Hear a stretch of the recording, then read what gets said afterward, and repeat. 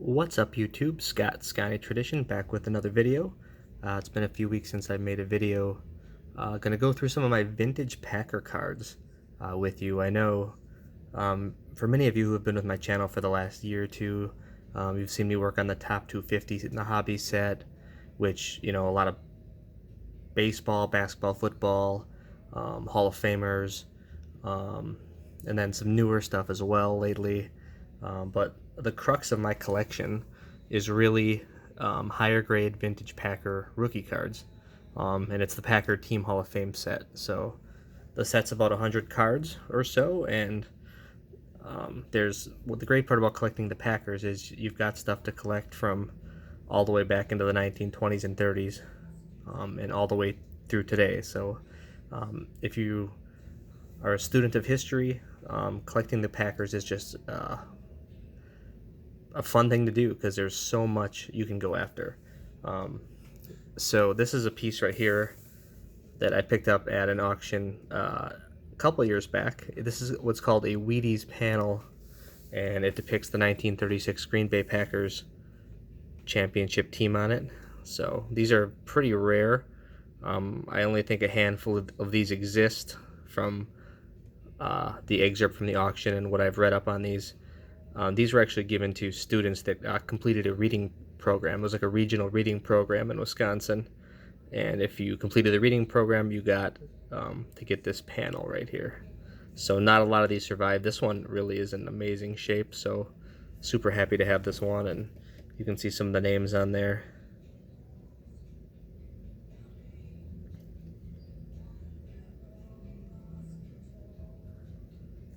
Some Hall of Famers, of course, Don Hutson, Johnny Blood McNally, Clark Hinkle. You got Walt Kiesling, who was a great Packer, Ernie Smith, Milt Gantenbein, Swede Johnston, Buckets Goldenberg. Here you can see number 14, Don Hutson, the big tall guy in the back there. One of the best receivers of all time. So really just a cool piece that kind of accentuates the card collection. Not a card, but a cool piece nonetheless. Every now and again, you know, I'll see cool side pieces like this that go good with the collection. So, you know, let's just go through some vintage football cards now. Like this is what I love. This is what gets me going. This is the reason I truly collect. Obviously, when you're working on Packer stuff in high grade, once you get to a point, like I don't even think I've added anything to this group in like over a year, just because of, you know, where prices have gone, and I'm just not able to advance much from where I'm at unless I want to pay like thousands and thousands of dollars, which in most cases I do not want to do that. So let's just go through with some of the stuff I already have and kind of just appreciate the collection that I already have. So here we go. Let's start out with a great set, one of my favorite sets of all time, 1935 National Chickle. Just a wonderful set, super artistic, kind of reminds me a lot of Diamond Stars baseball if you're a baseball collector. 36 cards in the set. Cards numbered 1 through 24 were regular prints, and cards numbered 25 through 36 are considered short prints. So just an idea for the pops on these cards. Cards number 1 through 24, generally speaking, are going to be about a population, these are total pops for PSA, of about 150 to 250 cards, total graded for each card. So, I mean, when you compare that to some of the modern cards out there, you know, like the Lucas, who have like, you know, 30,000 Lucas graded, you know, and Zion or whoever you wanna compare to, when you think about just a wonderful vintage set, you know, that will likely survive the test of time, like National Chickle. And for each player, you only have, you know, 150 to 250 examples total graded. I mean, that is true scarcity. And that is the kind of stuff. Now, I like to grab some of the newer stuff too. You know, I'm a fan of sports. I like watching the players. I'm a hometown collector as well. So I like watching some of the newer guys, to be honest. And, you know, I will buy some new stuff. I'm not just going to sit here and only buy vintage. I like to experience the newer parts of the hobby as well. However, when you're talking about building true value in a collection, it's got to come from scarcity, in my opinion, and not manufactured scarcity, like true scarcity, like some of these National Chickle cards, you know. And so I mentioned about 150 to 250 graded per example. Cards numbered 25 through 36 are considered short prints, and there's only about 100 graded per example. So let's just get into some of those cards I have. Here is a 35 Chickle Ernie Smith. Believe he played with the Packers from like 35 to 39, somewhere in there. And just a wonderfully centered PSA 4.5 here. Just wonderful centering for a 4.5. I just love that card.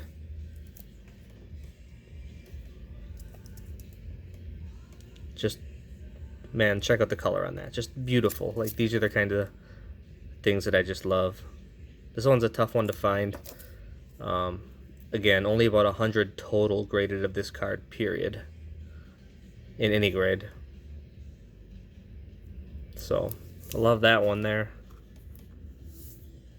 And then the next two are kind of cornerstone cards of my collection, Packers collection. And the first one here is the 35 Chickle Swede Johnston. Now this one is just, look at the colors on that. Just amazing. Got the Marquette banner in the back, the Art Deco design. Just love it. So this one's Pop 18, only 2 graded higher. And to be honest, the pop report on this has not changed in like 7 years, so that I've been watching since I've had the card. There's just no more that come in for grading, essentially. Pop report stays the same on some of those. Here is an NFL Hall of Famer, Clark Hinkle. Just a beautiful card.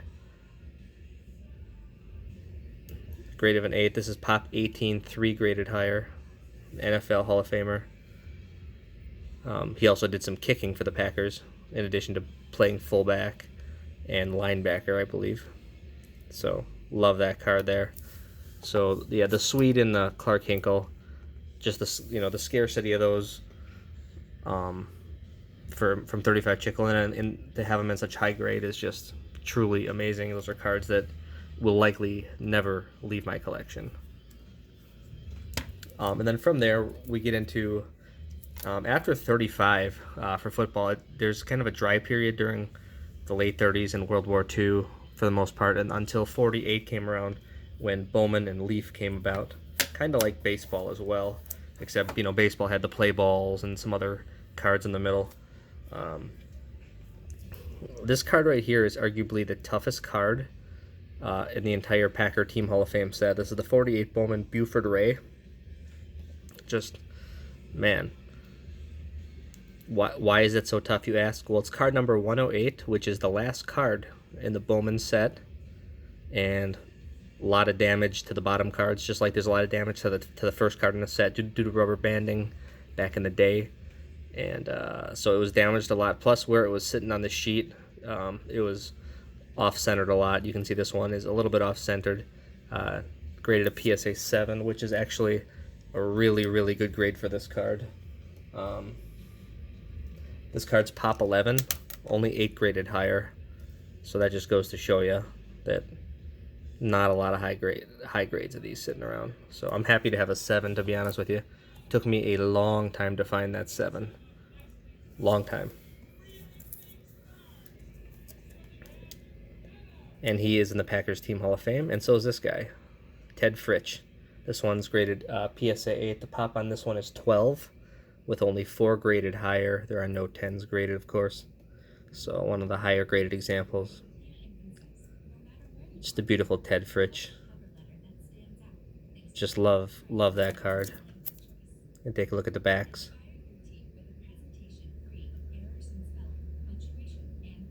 Beautiful.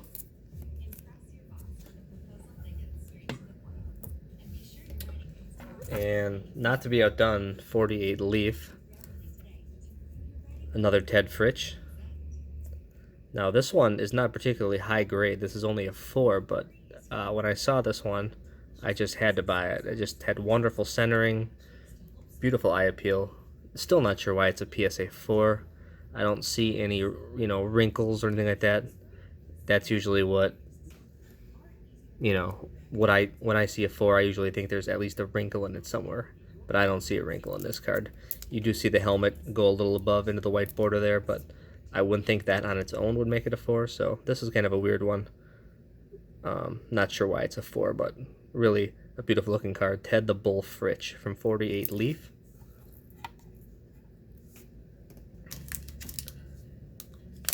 Here's kind of a cool one. Here's NFL Hall of Famer Tony Canadeo. This is 48 to 52 exhibits. Graded if you can see it, a near mint to mint 8. So this one I actually had to look up on SGC because I did not know the pop of this one. And it's pop 4, only 1 graded higher. So these are relatively scarce, these exhibit cards.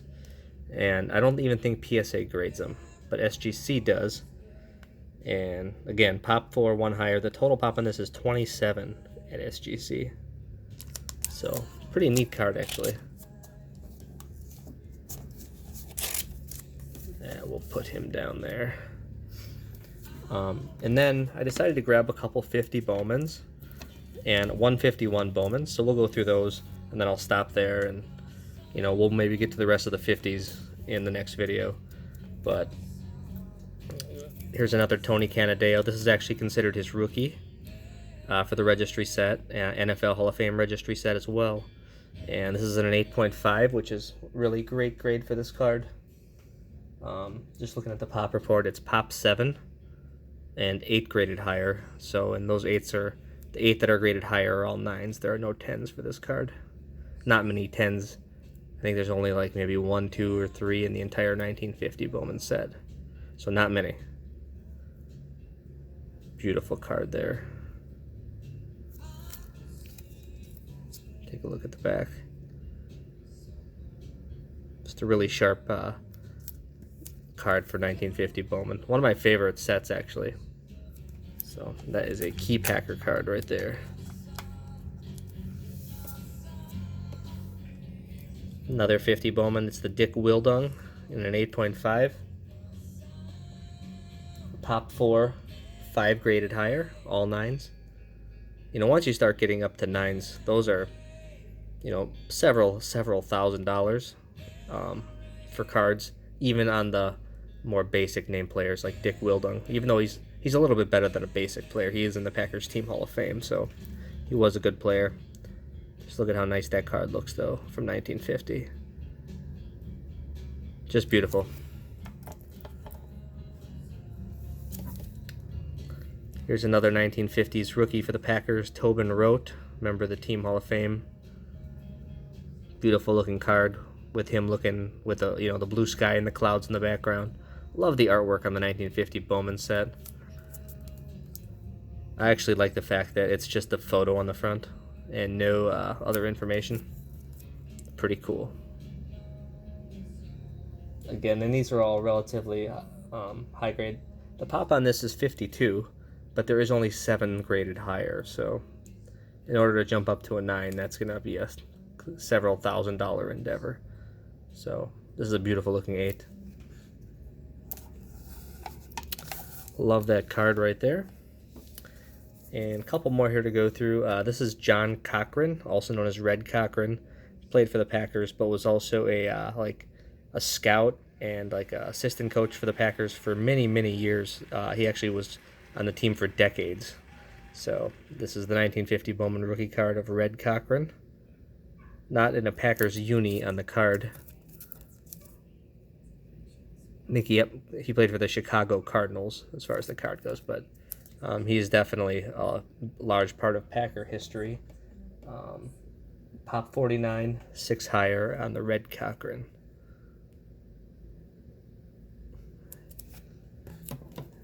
Great card. Here's a tough one. The 50 Bowman Larry Craig. Beautiful card in the grade of an 8. Again, a really tough card to get in this grade. Pop 24, 3 graded higher. Again, love the artwork on the 1950 Bowman cards. And cool part about Larry Craig, look where he's from. A town called 96, South Carolina. What a great name for a town. I always remember that about Larry Craig. Beautiful card there. And then last card I have is a 1951 Bowman, and it's another Canadeo. You can see, you know, similar to the 50 Bowman back there. I absolutely love both these cards. This one especially, though, even though it's his second year card technically. Look at it, man. It's just beautiful. It's got like the little Packers with the fencing there. It's got the tree foliage in the back. It looks like it's fall in Green Bay when, you know, football weather is just starting to come in. Just a beautiful card. Like, that card is just art to me. This one is in the grade of an 8, and the pop on this one is 38 with only 6 graded higher. Check out that card. Just beautiful stuff, man. I could look at vintage football all day. It's just what I like.